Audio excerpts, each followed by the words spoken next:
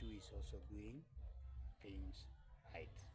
You may have a right thing that you want to pursue, a right goal, a right idea, right ideology that you want to be pursued and implemented, but you cannot do it alone, because it is, yes, your idea, but you are not the first one to have had that kind of an idea. There are others who have had it before.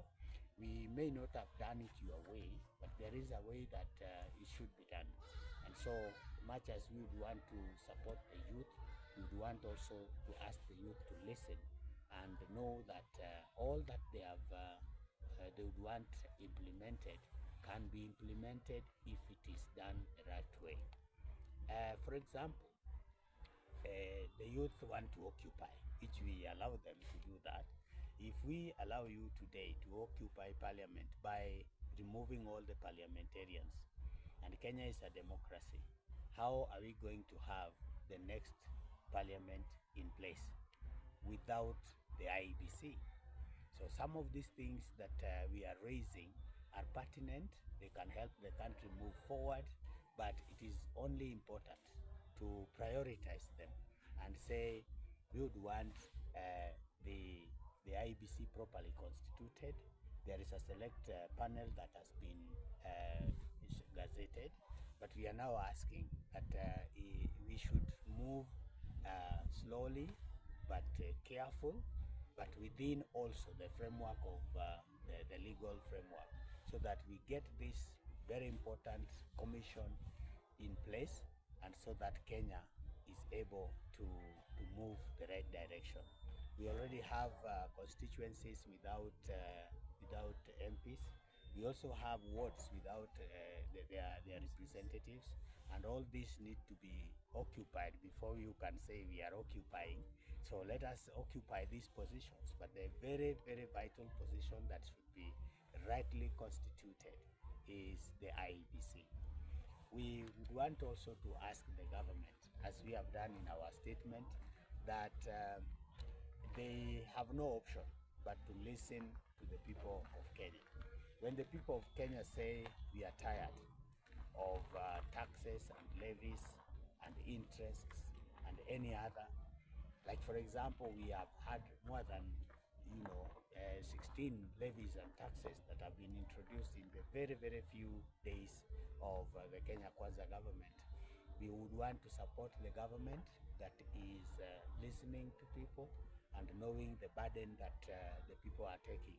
And we'd want to remain a trusted voice to the voiceless, a trusted voice, and remaining the conscience of the society at all times.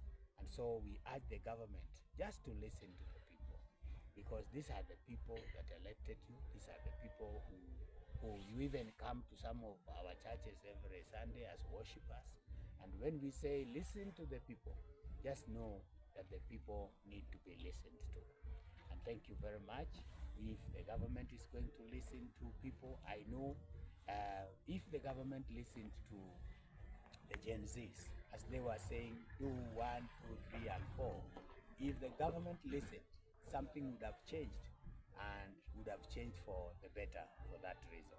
And therefore, we still urge that the government should listen to the people, and we also urge the youths to know that those who have lived before you, they were young as you are, and they can be a very good support system for you if you really want to work with them.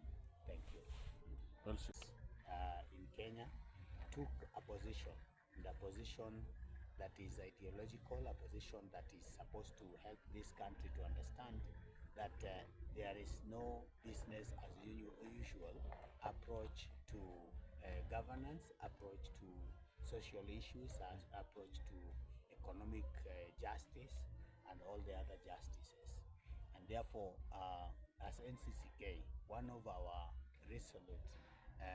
resolutions is that we are going to support the youth and have structures to help the youth to intentionally know that they are part and parcel of what is going to make Kenya change for the better. We want to urge the youth at this time that their agenda is very key. The agenda is noted, the agenda is supported, We are not behind them. We are not in front of them. We are with the youth in whatever they would want to achieve in Kenya. And we support them wholeheartedly from the National Council of Churches of Kenya. And we will rally all the religions in Kenya also to support our resolution to work with the youth and to ensure that the youth do things that are right. But I want to make an appeal to the youth that the issue is not just